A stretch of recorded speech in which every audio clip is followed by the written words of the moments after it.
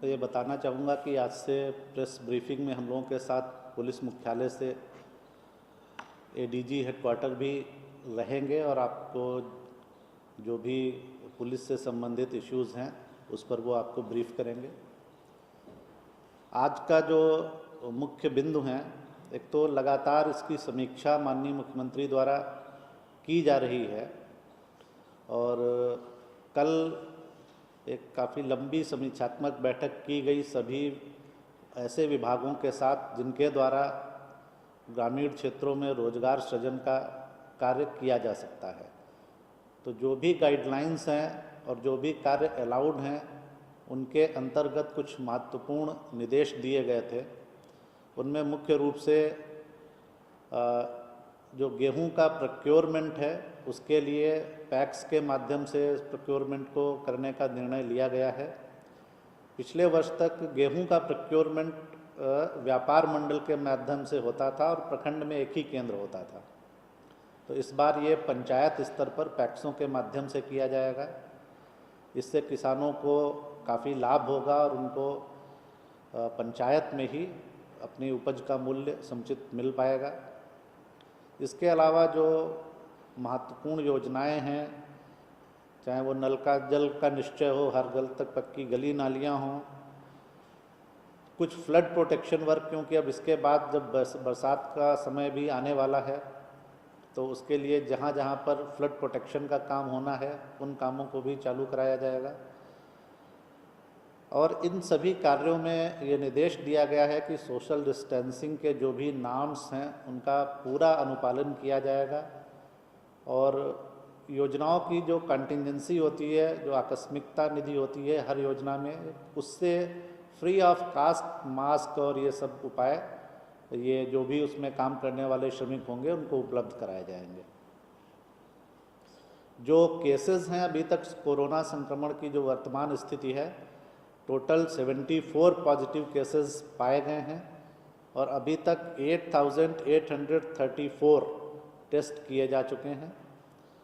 जो आपदा राहत केंद्र हैं, ये आपदा राहत केंद्र जो शहरों में हमारे फंसे हुए हैं, मजदूर वर्ग के लोग हैं, श्रमिक हैं या ऐसे अन्य लोग जो हैं, उनके लिए उनको कोई समस्या नहीं हो इसके लिए चलाए जा रहे हैं। यहाँ पर भोजन, आवासन और चिकित्सकीय जांच की सुविधा उपलब्ध है। ये 150 केंद्र चल रहे हैं और इनमें अभी 25,378 लोग इनका फ़ायदा उठा पा रहे हैं। जो पंचायत स्तरीय क्वारंटाइन सेंटर्स हैं उनकी संख्या कम हो रही है क्योंकि वो पीरियड जो क्वारंटाइन का होता है वो पूरा हो रहा है। आज की तिथि में अभी 1460 पंचायत स्तरीय क्वारंटाइन केंद्र हम लोगों के चल रहे हैं और उनमें अभी 13,742 इतने लोग आवासित हैं। हम लोगों को जो कॉल्स आते हैं, चाहे वो आपदा प्रबंधन विभाग के कंट्रोल रूम में हो या बिहार भवन में हो या मुख्यमंत्री सचिवालय में, इसके अलावा व्हाट्सएप पे या गूगल डॉक्स पे भी लोग मैसेज करते हैं, उनकी कुल संख्या आज बढ़कर 63,687 अभी तक हो गई है और जो लोग इसमें इन्वॉल्व हैं वो 10,32,000 के आसपास लोग इसमें इन्वॉल्व हैं। हम लोग इन सभी से सभी कार्यालयों से फीडबैक ले रहे हैं, जो हमारे कंट्रोल रूम्स हैं वहाँ के माध्यम से, और जो भी समस्या हो रही है इन लोगों को उसको दूर करने का प्रयास संबंधित राज्य सरकारों के साथ समन्वय कर किया जा रहा है। जो मुख्यमंत्री विशेष सहायता के अंतर्गत बिहार के बाहर लोग फंसे हैं उन्हें 1,000 रुपये प्रति व्यक्ति की राशि दी जा रही है। इनकी रजिस्ट्रेशन की जो संख्या है वो आज बढ़कर 14,85,000 हो गई है और इनमें से 9,44,000 लोगों को हम लोगों ने राशि अंतरण की स्वीकृति दे दी है और ये राशि जल्दी से ही इनको उपलब्ध हो जाएगी। जो बिहार फाउंडेशन के माध्यम से राहत कार्य चल रहा है उसमें भी लगातार बढ़ोतरी हो रही है। 9 राज्यों में 12 शहरों में कल तक जो 50 केंद्र चल रहे थे उनकी संख्या आज बढ़कर 55 हो गई है और इनमें कुल बेनिफिशरी अभी तक जब से ये केंद्र चले हैं 7,22,000 इसके बेनिफिशरीज़ अभी तक हो गए हैं। इसके अलावा कल एक महत्वपूर्ण निर्णय लिया गया था कि जिन लोगों के पास राशन कार्ड नहीं है तो जीविका के माध्यम से, जीविका के स्वयं सहायता समूह हैं उनके माध्यम से ऐसे राशन कार्ड जिनके पास लोग नहीं हैं उनका सर्वे कराया जाएगा और उनको फिर राशन कार्ड निर्गत किया जाएगा और उनको भी जो हम लोग राशि दे रहे हैं उसका भी लाभ दिया जाएगा।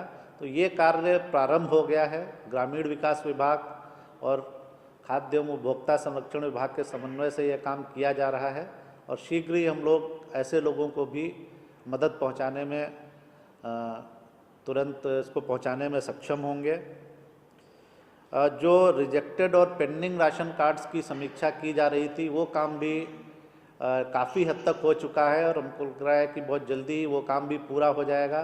तो एक जो ये इशू आ रहा था कि जिन लोगों के पास राशन कार्ड नहीं है उनको कैसे मदद होगी, तो ये इस इशू का भी समाधान शीघ्र ही हो जाएगा। हमको स्ट्रिक्टली एनफोर्स करने के लिए पुलिस ने जो कदम उठाए और जो कार्रवाई करने की आवश्यकता पड़ी उसके बारे में पहले मैं बता देता हूं, फिर उसके बाद कुमुलेटिव रूप में अभी तक कितना अचीवमेंट रहा है और क्या उपलब्धि रही है वो मैं बता दूंगा। लॉकडाउन को एनफोर्स करने के लिए आज 12 बजे तक पिछले 24 घंटे में कुल 45 कांड दर्ज किए गए हैं। 84 व्यक्तियों की गिरफ्तारी की गई है जो लॉकडाउन में संलिप्त थे।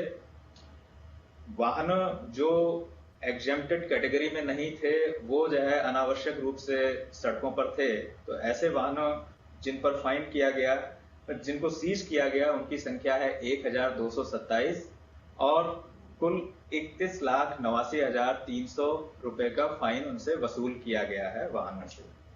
और अब तक जो कुमुलेटिव फिगर है उसको ये है कि अभी तक 1123 केसेस दर्ज किए गए हैं, 941 व्यक्तियों की गिरफ्तारी की गई है, 24,260 वाहन सीज किए गए हैं और वसूल किए गए फाइन है 5,67,00,000 के करीब है। ये हमारा अभी तक लॉकडाउन को एनफोर्स करने के लिए की गई कार्रवाई का है। कल औरंगाबाद जिले के गो थाना क्षेत्र में एक घटना हुई थी जिसमें स्थानीय टीम और मेडिकल टीम को एक अकौनी गांव में हैरास किया गया था और उनके साथ वायलेंट मीन्स का प्रयोग किया गया था उनको अवरोध करने के लिए। तो इस संबंध में 3 कांड दर्ज किए गए हैं और 44 अभियुक्तों की गिरफ्तारी की जा चुकी है।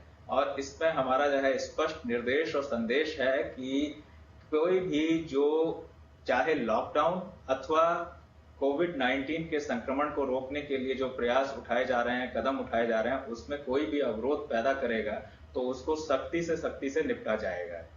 तो बाकी जो बचे हैं अभियुक्त उनकी भी गिरफ्तारी टीम बना करके की जा रही है और ये हमारा